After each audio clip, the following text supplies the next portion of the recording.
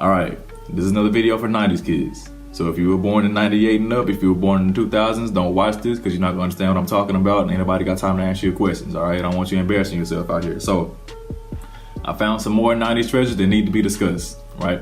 And I want to go ahead and get this person out of the way because I feel like this is the reason why a lot of us are the way we are today.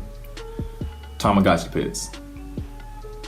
I don't understand what type of parent that claim to love their child would buy this and give it to them as a gift or something to have fun with, because this was not a toy.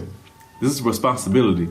And I don't know what kind of parent would put this kind of responsibility on their child. Like, I don't know in what fashion y'all were giving your Tamagotchi pets, but the way that I received mine, right? My dad showed up with it. He was like, if you can handle this, you can have a real pet. I was like, bet, easy. It's a toy. I'm gonna play with this. I'm gonna get a puppy. No, that ain't what happened. So you're supposed to feed it, right? You gotta feed it. You gotta play with it. And if you neglect it, it will die. I don't know who made this toy and said, you know what, kids are gonna love this.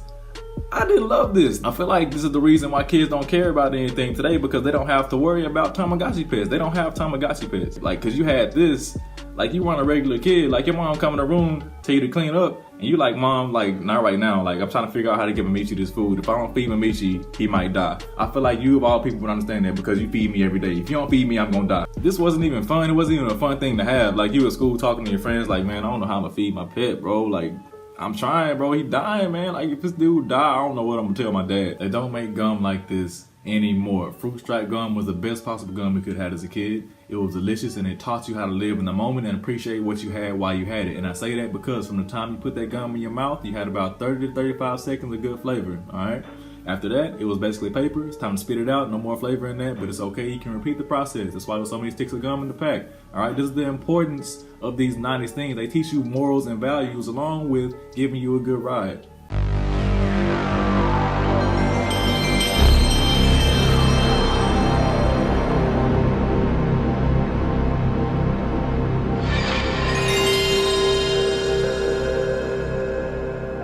PlayStation.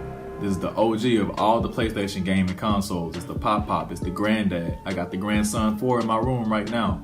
This was before the game creators were concerned about how hard their games were. They just want to know if they could make the game or not. So they put out hard ass games like Frogger and like Metal Gear Solid. But they also put out fun games like Twisted Metal. That was our battle royale, alright? Taught you how to take a L and keep it moving. You got killed, you had to pass the sticks. It was fun times. Now, I didn't necessarily get the full experience with these per se because there was an authentic store-bought version of these and there was a knockoff version of these at McDonald's in the Happy Meal. That's the one that I had. And that one didn't do anything. I think the eyes lit up a little bit. That was about it. Didn't do any flips. I don't know what the real one did. Still don't know. So if anybody knows, please share their experience with me and fill in some gaps. We went through a lot of the developmental stages of these super fun toys that kids have now, because looking back on it, this thing is pretty creepy. Like, you set it down and it talked to you and it went to sleep. Like you would leave and forgot where you put it and come back and it scared the hell out of you. Like, it's, I don't know what the point was of that thing other than to give us mental trauma. Looking back on this candy, it was probably the envy of every parent in America, because with the push pop, you put your finger up in the bottom of the little tube, you push the candy out, and then you suck on that candy till it's gone, pause. And after the candy was gone, you had the pop residue all over your hand. This perhaps could have been the best school supply that I had as a kid. It's probably the best supply I could have as an adult because I stayed losing pens. And it was the best when it was time to trade and grade, because I trade papers with my partner. They looking for a red pen, I don't gotta look for nothing. I just switch from blue to red like I'm ready. I got it all right here.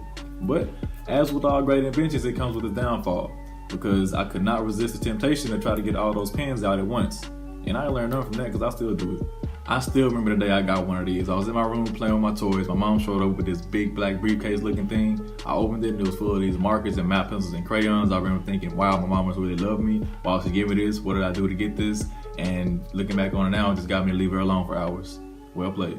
These things had absolutely no purpose whatsoever. They looked like erasers, but if you tried to erase with them, you didn't do anything but smear pencil all over your page. But they were aesthetically pleasing, so when you put it out in class, you had everybody's attention. So it got you started on stunting at an early age. So basically, everybody that had one of these has an iPhone X now.